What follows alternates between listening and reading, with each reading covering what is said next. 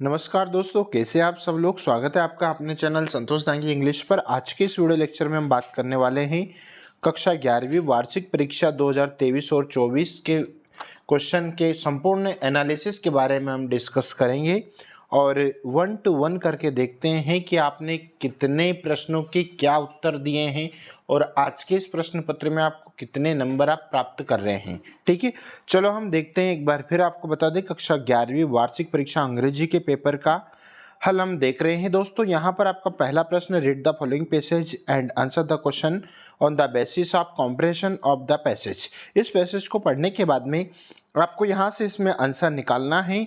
यहाँ पर आपको 10 प्रश्न इसमें पूछे गए हैं जो कि कक्षा 11th का हल हम देख रहे हैं। तो यहाँ पर आपका पहला प्रश्न, according to the given passage how to the teenagers behave.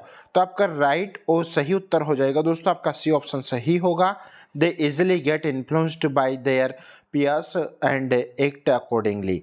उसके बाद दूसरा प्रश्न आपके सामने डिस्प्ले पर, there is a perceptible change in the behavior of the children her perceptible means। तो यहाँ पर आपको perceptible का मतलब यहाँ पर बताना है, तो noticeable आपका सही उत्तर हो जाएगा, डी ऑप्शन।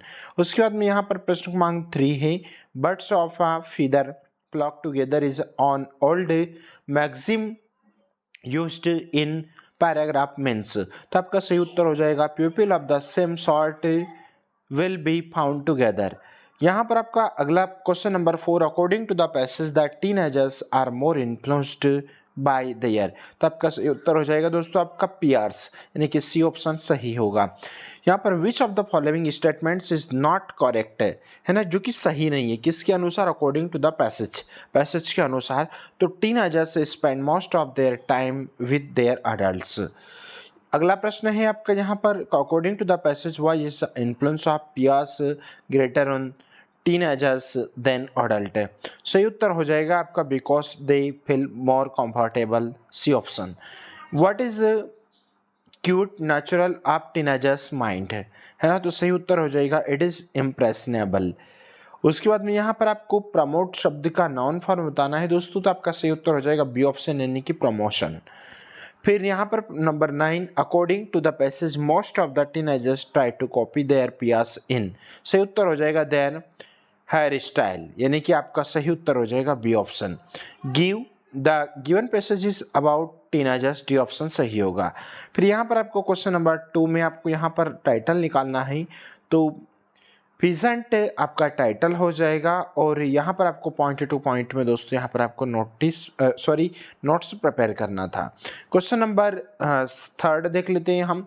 तो यहाँ पर आपको अपने you are Aarush the head boy of the student union, यानी कि छात्र यूनियन का यह हेड बॉय है, जो कि एक नोटिस प्रिपेयर करना था जिसमें आपको इंटरनेशनल योग दिवस यानी कि अंतर्राष्ट्रीय योग दिवस पर आपको, जिसमें आपके विद्यालय में सम्मिलित होने हैं तो बच्चों को प्रिपरेशन की तैयारी करना था, और यहाँ पर आप उस अंतर्राष्ट्रीय योग दिवस पर आप छात्रों को जितने भी सारे हैं उनको एक नोटिस प्रिपेयर करना था। यहाँ पर आपको इसका ओआर अगर देखते हैं तो आपको एक एडवर्टाइजमेंट यानी कि विज्ञापन तैयार करना था, जिसमें आप कोई भी ओल्ड थिंग्स यानी कि वस्तु ले सकते हैं जिसको आपको उसके बारे में डिटेल लिखना थी, और एक एडवर्टाइजमेंट यानी कि एक विज्ञापन आपको प्रिपेयर इसमें करना था, जिसमें आप कौन सा भी विज्ञापन, refrigerator, cooler, fridge, TV, scooter, etc, कुछ भी आप दोस्तों यहाँ पर आप इसमें ले सकते थे। फिर यहाँ पर आपको क्वेश्चन नंबर 4 में आपको यहाँ पर एप्लीकेशन लिखना थी, जिसमें आपको अपने प्राचार्य महोदय को to arrange extra class for the preparation of annual exam, यानी कि आपने प्राचार्य महोदय को एक आपको एप्लीकेशन लिखना थी जिसमें आप वार्षिक परीक्षा की तैयारी के लिए एक्स्ट्रा क्लास के लिए आप उनसे अनुग्रह कर रहे हैं। इस हेतु यहाँ पर आपको एक आवेदन पत्र लिखना था। नेक्स्ट यहाँ पर इसका ओआर अगर देखें तो समर वोकेशन का आपको लेटर लिखना था दोस्तों। यहाँ पर आपका क्वेश्चन नंबर 5 में आपको किसी भी वन टॉपिक्स के ऊपर आपको यहाँ पर एक आर्टिकल या पैराग्राफ लिखना था। फिर यहाँ पर आप देख लेते हैं कि क्वेश्चन नंबर, इसका ओआर अगर देखते हैं तो eco club of your school, और यहाँ पर आपको tree plantation week in your school एक रिपोर्ट तैयार यहाँ पर आपको करना था। फिर यहाँ पर देख लेते हैं क्वेश्चन नंबर 6 में आपको यहाँ पर इंग्लिश इज स्पोकन पैसिव है, ये स्पोकन आएगा। मयंक इज टालेस्ट है, इसका मतलब यहाँ पर सुपरलेटिव वर्ड आया है दोस्तों टालेस्ट, तो द आर्टिकल का यूज होगा हैव यू। क्वेश्चन है आपका यहाँ पर, इसलिए इसमें एनी का यूज होगा। The cat is sitting under the table, यानी कि जो बिल्ली है वो टेबल के नीचे बैठी है। They went to a restaurant yesterday आया है वर्ड सेंटेंस में, इसलिए वेंट आएगा। डू यू नो, क्या आप जानते हैं कि हैज हैपेंड हुआ था, क्या हुआ था, है ना। अब नेक्स्ट यहाँ पर देख लेते हैं डू एस डायरेक्टेड, यानी कि वी लर्न इंग्लिश, तो वी हैव लर्नड इंग्लिश, है ना। प्रेजेंट परफेक्ट में अगर दोस्तों यहाँ पर अगर हम चेंज करेंगे तो प्रेजेंट के परफेक्ट में वी हैव लर्नड इंग्लिश, है ना। यहाँ पर आपको क्या लिखना है, हैव भी आएगा, वी हैव लर्नड इंग्लिश। उसके बाद में दूसरे यहाँ पर आपको देखते हैं आंसर, यानी कि यहाँ पर पहला वाला टू हटाना है, उसके स्थान पर सो लगाना है। सेकंड टू हटाना है, उसके स्थान पर दैट लगाना है, और दैट के बाद में दोस्तों यहाँ पर आपको ही कैन नॉट का यूज करना है, ही कैन नॉट और वाक। उसके बाद में दोस्तों यहाँ पर आपको क्वेश्चन नंबर 3 आपको पैसिव करना है इसको, तो पैसिव करेंगे हम। Food is cooked every day bye my mother, है ना। यहाँ पर आपको आप ऐसा भी इसको कह सकते हैं कि food is cooked bye my mother by every day, है ना, संभावित।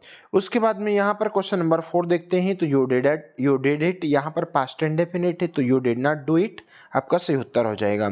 इसको रीअरेंज करना था दोस्तों, तो an apple day keeps away the doctor, एक जो एप्पल होता है वो डॉक्टर से दूर रखता है, ठीक है। यहाँ पर देख लेते हैं, यहाँ पर आपको इसमें अंडरलाइन बिकॉज आया दोस्तों, और यहाँ पर बिकॉज आया, इसका मतलब ये हो जाएगा आपका एडवर्ब क्लॉज, क्या हो जाएगा आपका एडवर्ब क्लॉज। फिर यहाँ पर देख लेते हैं हम क्वेश्चन नंबर 8 यहाँ पर देखना था, तो क्वेश्चन नंबर 8 का पहला प्रश्न, name the author of the above extract, जो एक्सट्रैक्ट दिया गया है इसके लेखक का नाम पूछा गया है, तो निक मिडलटन ये इसका लेखक हो जाएगा, ए ऑप्शन सही होगा।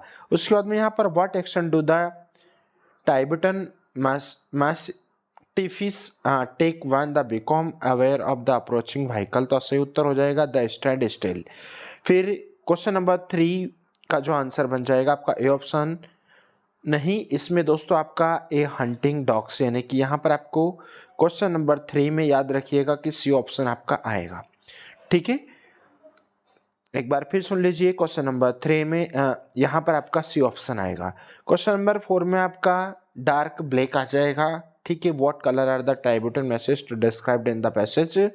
क्वेश्चन नंबर 5 में आपको which of this has the similar, आपको स्वेर्ज ने जो बदला जा सके, है ना, जिसको इधर उधर पलटा जा सके, टर्न शार्पली, आपका सी डी ऑप्शन सही होगा।